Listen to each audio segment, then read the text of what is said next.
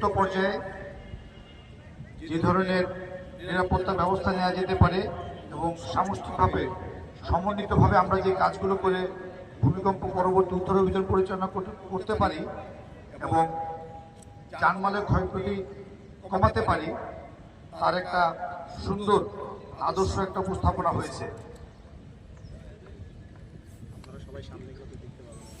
বিগত 2 এবং 3 ডিসেম্বর আমরা প্রথমে একটা কর্মশালা করেছিলাম, যেখানে প্রায় 130 জনের অধিক বিভিন্ন সংস্থা থেকে আমাদের নীতি নির্ধারণী পর্যায়ের ব্যক্তিবর্গ অংশগ্রহণ করেছেন এবং আমরা টেবিলে একসাথে বসে মাল্টি এজেন্সি যে রেসপন্স হতে পারে ভূমিকম্প পরবর্তী সময়ে সেটা দেখেছি।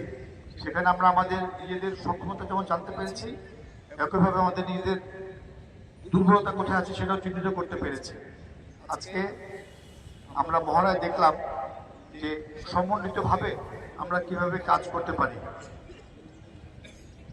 এবং আমার বিশ্বাস বাঙালি বীরের জাত, আমরা বাংলাদেশ উচ্চ ভূমিকম্পের মধ্যে একটা সম্ভাবনার মধ্যে রয়েছে। যে কোনো সময় আমাদেরকে উচ্চ মাত্রা ভূমিকম্প সম্মুখীন হতে পারে। এই বাস্তবতায় আমরা প্রস্তুত আছি ইনশাআল্লাহ।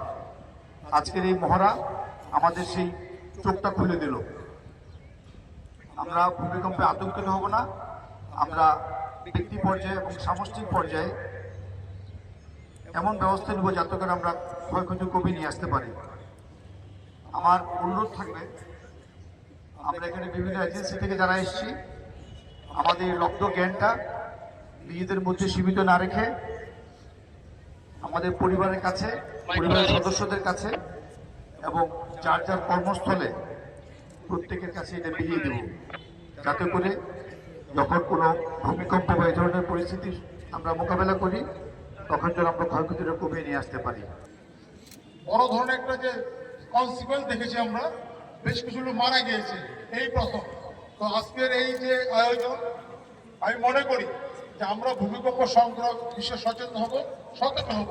আসলে ভূমিকম্প এমন একটা জিনিস, এটাকে খুব সহজে দমন, প্রতিরোধ, নির্মূল সম্ভব না।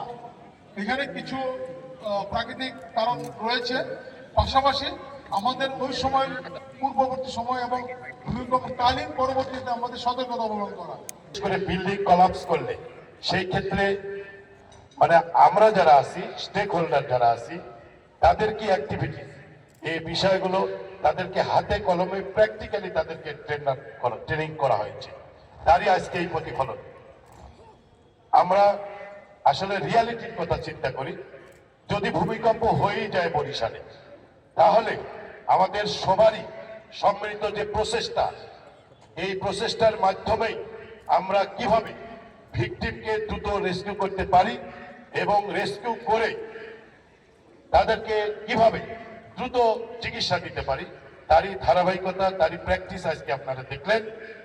আমরা যদি বাস্তবে যদি ভূমিকম্প হয়, তাহলে এইভাবে সবার সম্মিলিত প্রচেষ্টায় যদি আমরা কাজ করতে পারি, তাহলে এই বরিশালবাসী আমরা মনে করতে পারি, বিশেষ করে ফায়ার সার্ভিস, দি লাইফ সেভিং ফোর্স,